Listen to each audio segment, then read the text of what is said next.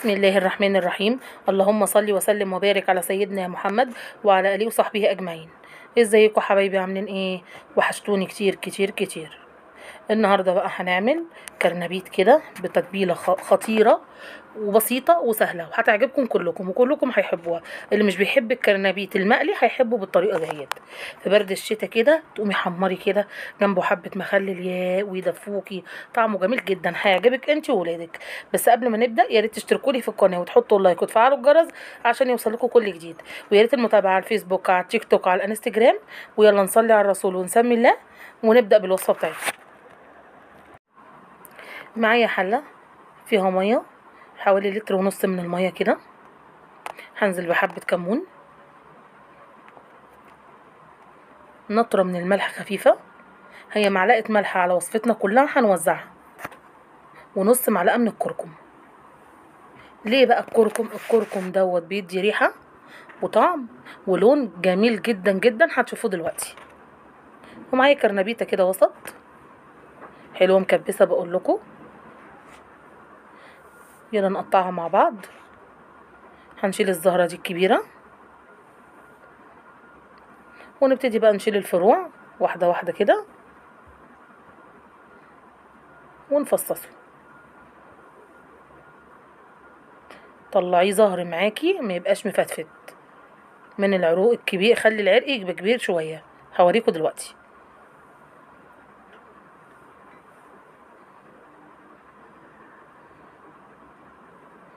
اهوت.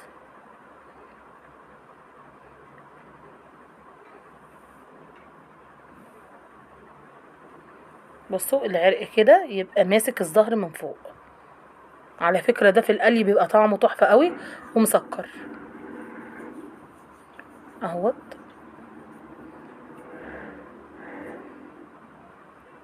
هناخدوه بقى ونغسله ونحطوه في مصفى تكون الميه غليت معانا بالشكل دوت اهوت. وننزل بيها نحط الزهره من فوق والعرق من تحت زي ما انتوا شايفين.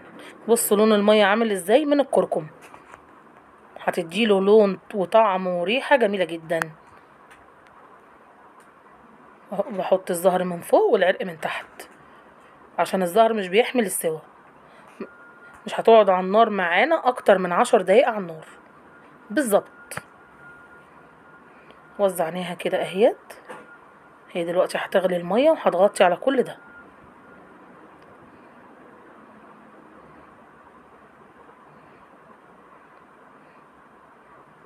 نغطي بقى الحله بتاعتنا ونسيبها بقى ايه يستوى.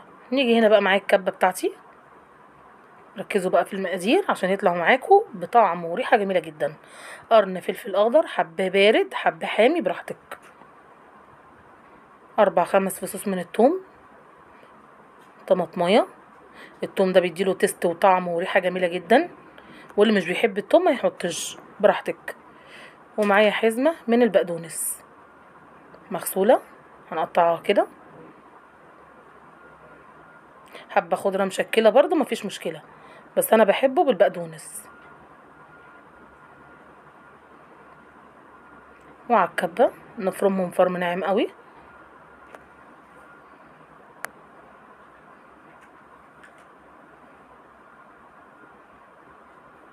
هزي في الكبه كده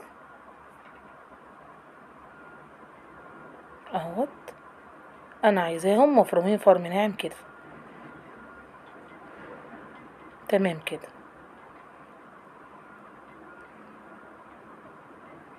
اهو بصوا نعمل ازاي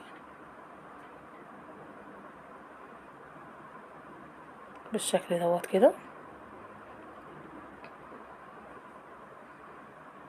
معايا هنا 4 بيضات.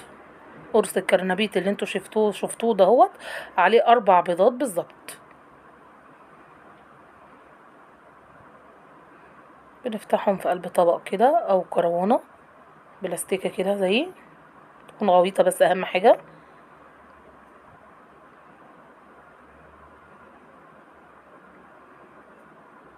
وحبه فلفل اسود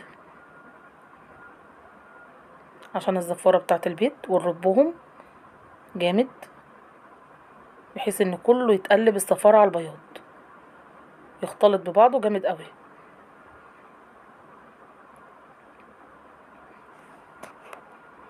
اهو بيبقى كده.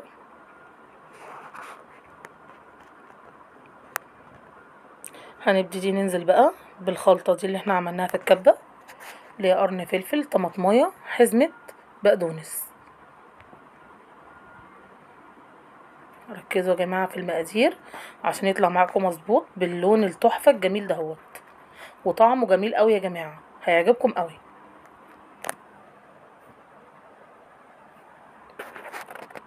معايا هنا طبق هحط فيه حوالي 5-6 معالق من الدقيق، هرميين كبار كده، 3 4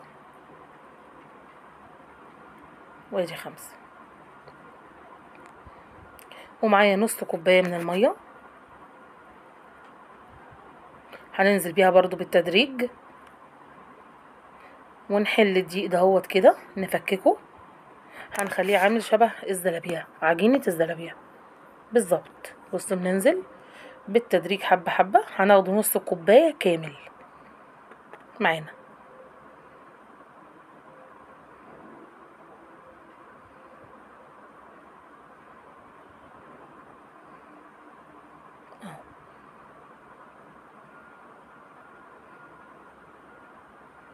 فككي كده، المهم ما يبقاش فيه اي تكتلات معاكي. تمام. معايا بقى كيس من الفيجيتار، حباه حامي حباه بارد براحتك، بيديله طعم ونفس وريحة تحفة قوي يا جماعة، لان طبعا الفيجيتار مبهر، بقسماط مبهر، بهاراته تحفة وريحته جميلة جدا، وريحته بتبقى جميلة قوي قوي قوي قوي قوي. جربوها على الطريقة دي هتعجبكم قوي. هنحط برضو بق مية صغير قوي عشان يتحل معانا، وقلبي.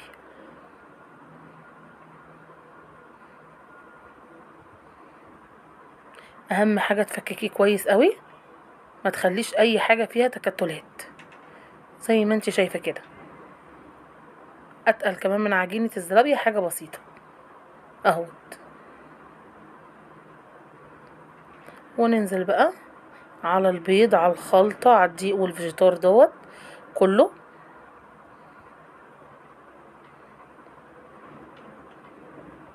كده.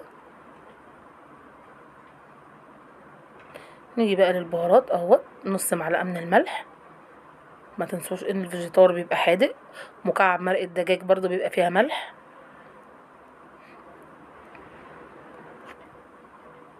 حبة كمون صغيرين،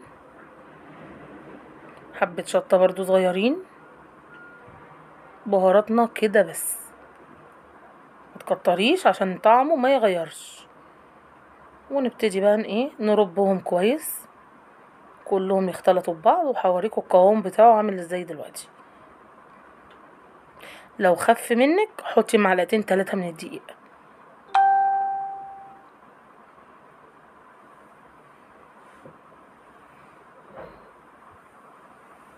قلبي كويس عشان ما يبقاش فيه برضو اي تكتلات اهوت. بصوا قوامه بيبقى كده، يمسك في المعلقه كده، يمسك في المعلقه، وتعملي بصبعك كده يعلم.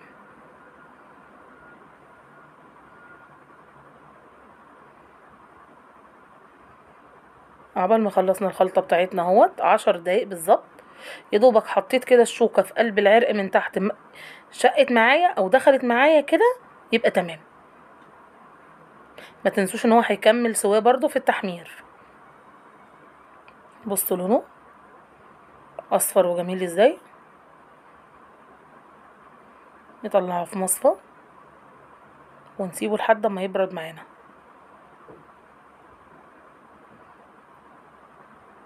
اهو بصوا لونه، بوريكم لون وريحة وجميل جدا كده. كان برد معانا، وقلبنا الخلطة برضو تاني، وحاطه زيت على النار، بس احطه زيت كتير شوية عشان الكرنبيط بيحب الزيت.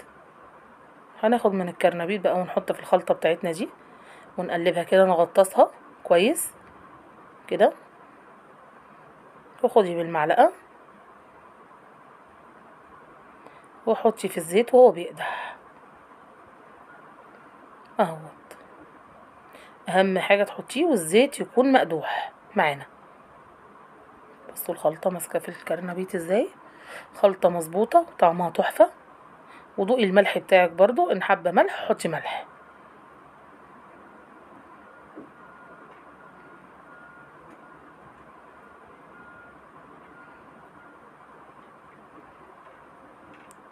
هنملى الطاسه بتاعتنا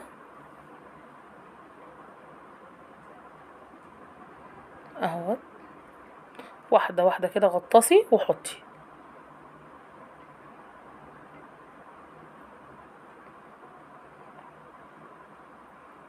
واللي تاخد معاكي اللون اقلبيها، لونها جميل جدا ذهبي، مفيش ولا واحده اتحرقت معايا ولا الزيت حتى اتحرق معايا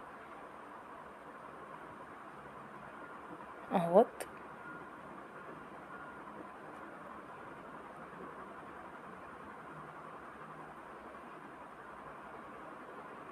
بصوا لونه اخد اللون الذهبي الحلو الجولد الجميل دهوت. مقولكوش بقى على الريحه، هو الشكل بيتكلم عن نفسه. بصوا بقولكم متحمره من كل الاتجاهات ازاي. امشوا على الخطوات كده بالظبط هيطلع معاكم بنفس النتيجه اهوت. هنكمل بقى الكميه برضو. بصوا الزيت لونه جميل، ومجرد ان انتي تصفيه تستخدميه تاني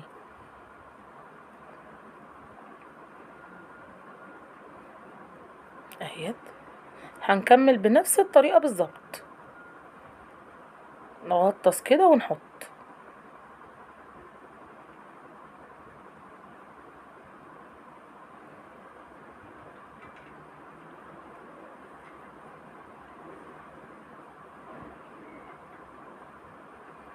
هنكملهم كلهم. هنملى الطاسه برضو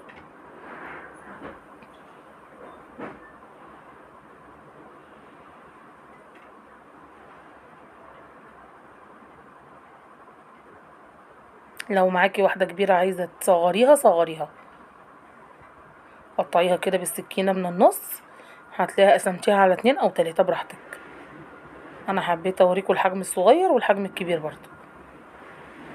هنا بصوا اهي الكبيره اخده اللون من كل الاتجاهات وناشفه ومقرمشه وطعمها تحفه. بصوا لونه من كل الاتجاهات اخد اللون